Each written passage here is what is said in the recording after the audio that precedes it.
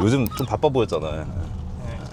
오늘 거기 브라이튼 N사공이랑 인시그냐 반포라고 하는 그 반포의 주거용 오피스텔 단지를 가고 있는데, 근데 여기 완판됐다고 하더라고요. 그 인시그냐 반포가 확실히 거기가 평당 1억 정도인데 전용 84, 그 전용 25평 이제 아파트 25평이랑 비슷한 면적의 아파트 같은 건데, 반포가 뭐 평당 2억이 뭐 디폴트가 되고 막 이러니까 아무리 뭐 주거용 오피스텔이 이제 아파트보다 싸다고 해도 차이가 너무 나니까, 사실 주변 가격이 너무 오르니까 그냥 오피스텔 이슈고 뭐고 그냥 이제 잘 팔린다고 볼 수 있을 것 같고, 최근 일도 아니고 좀 됐어요, 완판됐다고 한지. 그래서 이제 이 얘기를 하는 이유가 뭐냐면, 미분양이라서 가는 게 아니라 임대차 활성화 차원에서, 그리고 임장 가는 김에 찍는 거라는 거지. 이게 하도 이제 이제 미분양 그런 거를 많이 찍는다고. 근데 그러니까 저희는 그냥 촬영 요청이 오면 그냥 웬만하면 시간 맞으면 가는 건데, 보통은 미분양이거나 이러니까 공격적으로 좀 촬영 요청을 하겠죠, 그죠?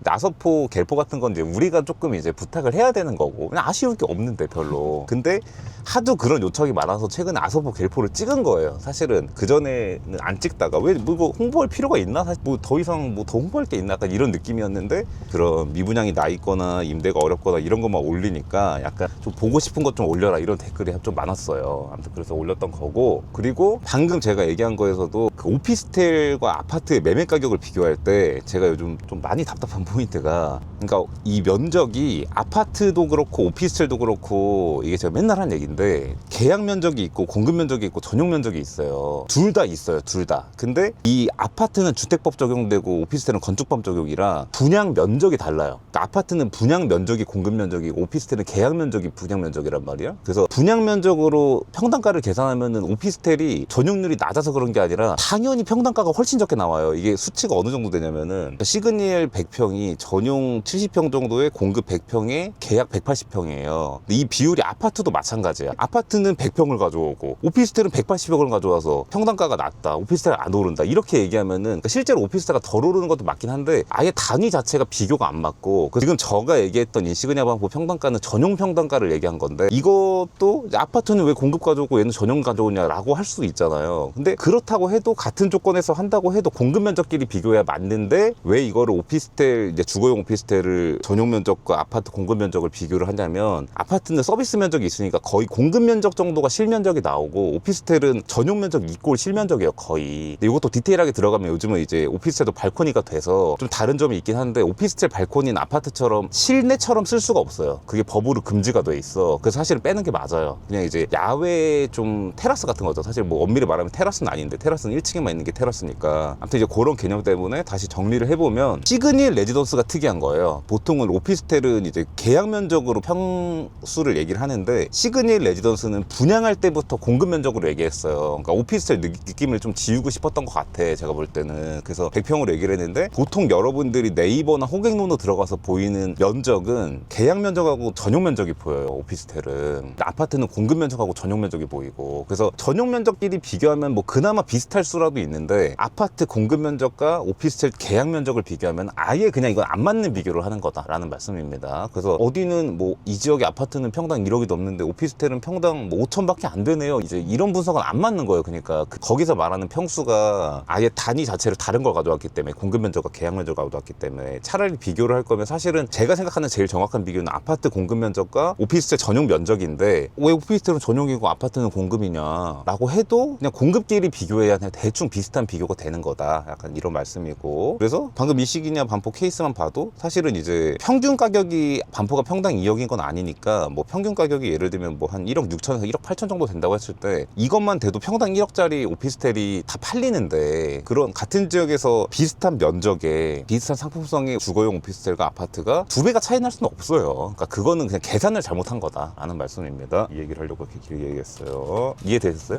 이해했어요, 진짜로? 나 이거 사실 진짜 여러 번 얘기했거든요. 아시죠? 이거 너무 답답해 진짜. 근데 그냥 이제 그런 디테일하게 내가 뭐 객관적으로 뭘 하고 막 이런 게 아니라 그냥 이제 결론, 요약을 듣고 싶다 그러면 그냥 오피스텔 매매 가격을 아파트와 비교하고 싶을 때 그냥 오피스텔 전용 면적과 아파트 공급 면적 인근에 있는 거 이렇게 비교하면 됩니다. 그냥 결론만 얘기하면은. 그러면 얼추 비슷한 비교가 돼요. 그러면 물론 정확하게는 안 되죠. 왜냐면은 아파트도 아무리 서비스 면적 있다 그래도 공급 면적 이꼴 실면적은 아니니까, 꼭 그런 건 아니니까. 근데 거의 비슷하다는 거예요. 거의 비슷하다. 이런 상황이라서 좀 이제 갔다 와서 좀 부연 설명 좀 해볼게요.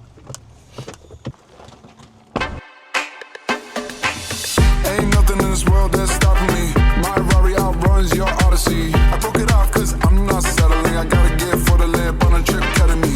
Yeah, it's like that. I'm in your girl's.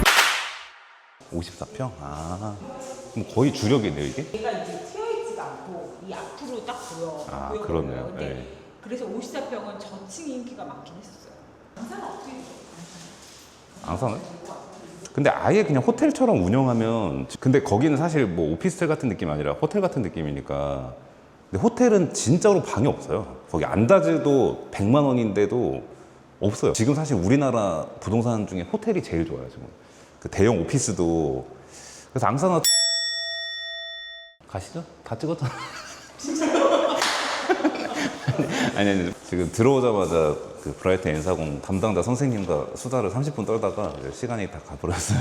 근데 여기가 1동에 54평인데 2동에도 54평이 있는데 거기보다 여기가 동간거리가 좀 넓고 이 옆으로 터져서 이렇게 보이는 게 더 좀 좋다고 합니다. 그래서 1동 54평이 저기 이제 다른 동에 있는 것보다 좀 좋은 편이라고 하고, 이 브라이튼 N사공이 이제 30평대, 40평대, 50평대, 60평대 이렇게 좀 주력 평형이 돼 있고 나머지 펜트 8개 이렇게 돼 있는 구조로 총 148세대 들어있는 아파트인데 그 중에서 제일 많은 게 40평대고 이제 뭐 40, 50평대 여기가 좀 그 메인 상품이라고 보면 될 것 같아요. 30평은 좀 이제 여기 고급 아파트라고 하기 좀 작고 이런 편이니까 한번 둘러보도록 하겠습니다. 구조가 어떻게 되어 있는지.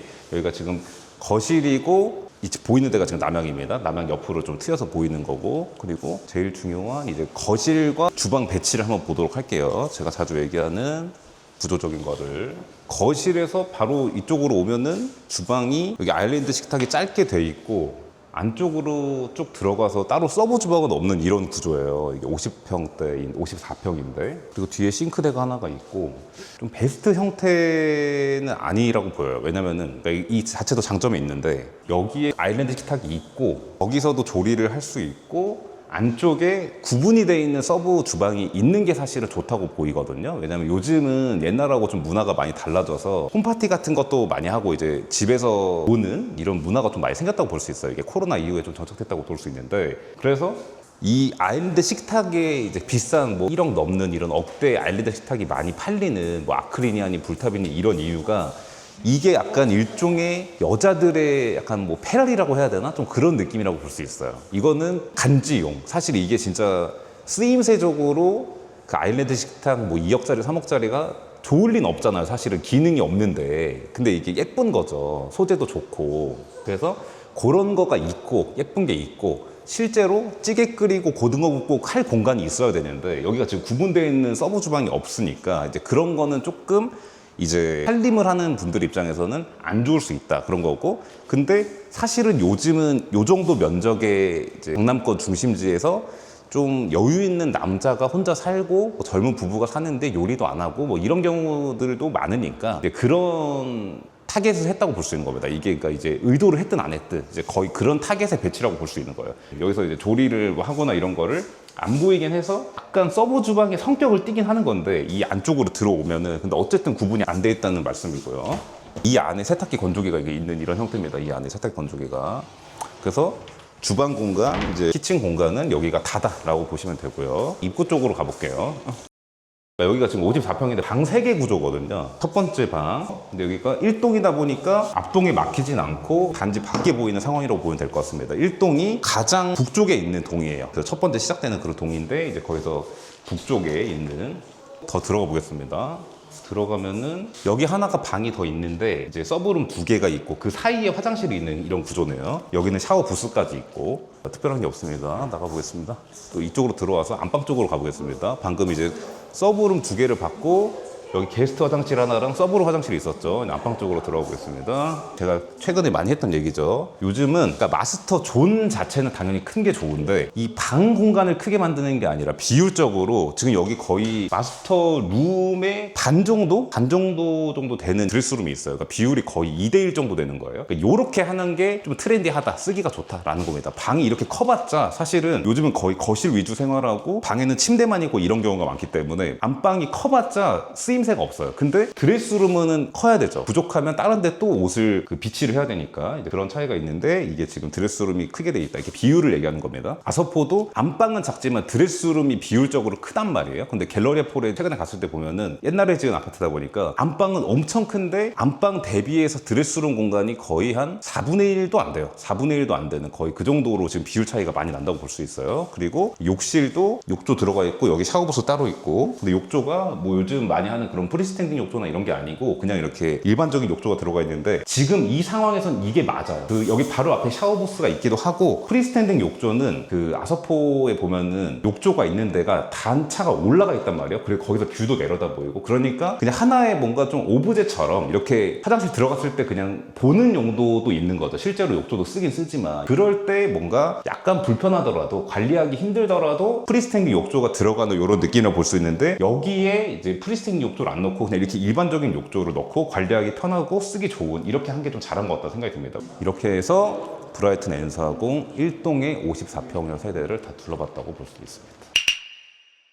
근데 이거를 지금 보다 보니까 아예 일반 세대 30평대, 40평대, 50평대, 60평대가 방 4개가 하나도 없어요. 그러니까 그게 이제 아마 아까 제가 1인가구 타겟으로 한다고 했지만 사실은 네. 잘 지내셨죠? 네, 정리를 하는데 어울리긴 하네. 이야 뷰가 진짜 너무 좋다.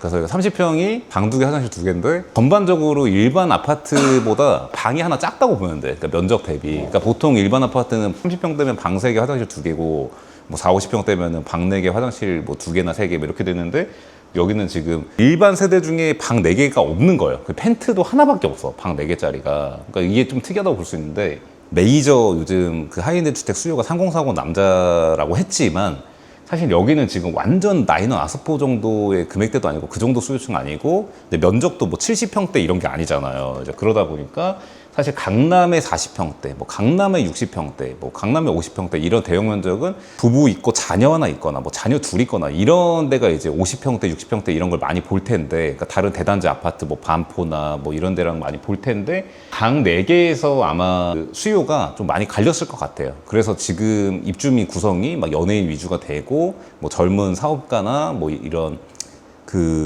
부부가 있는데 애기 하나 키우거나 이 정도가 많은 비율적으로 많은 게 이제 그런 이유가 있지 않을까 싶습니다. 불러보겠습니다. 여기가 브라이튼 N40의 2동의 30평형입니다. 30평형. 입구에서 들어와서 우회전을 하면은 이제 바로 여기 게스트 화장실이 있고요. 게스트 화장실에 샤워 부스까지 있는 화장실이 있고 첫 번째 방에 들어오면은 발코니가 있고 여기에 이게 있네요. 그 스타일러가 옷장이 있고 이게 첫 번째 방이고 여기 냉장고가 있어요. 김치 냉장고처럼 쓰는. 그리고 쭉 들어오면은 여기가 방 2개, 화장실 2개 구조라고 말씀드렸잖아요. 여기도 기본적으로 다 이렇게 돼 있네요. 제가 맨날 얘기하는 LDK 구조. 여기는 지금 이제 대형 면적이든 30평이든 다 이렇게 돼 있어요. 지금 서브 주방이 없어. 근데 이제 제가 이거가 좋다고 얘기는 하지만 그럴 때마다 얘기하는 게 서브 주방이 있어야 된다고 얘기를 하거든요. 이게 이렇게 하는 거를 이게 그렇게 좋았으면 옛날에 왜 안 했냐를 생각해보면 뭐냐면 거기서 음식했을 때 거실하고 방까지 다 냄새가 배는 거예요. 그리고 이제 보여주기 싫은 것도 다 보여줘야 되고 그래서 옛날에는 부엌이 구분되어 있고 막 문이 닫혀 있고 했던 건데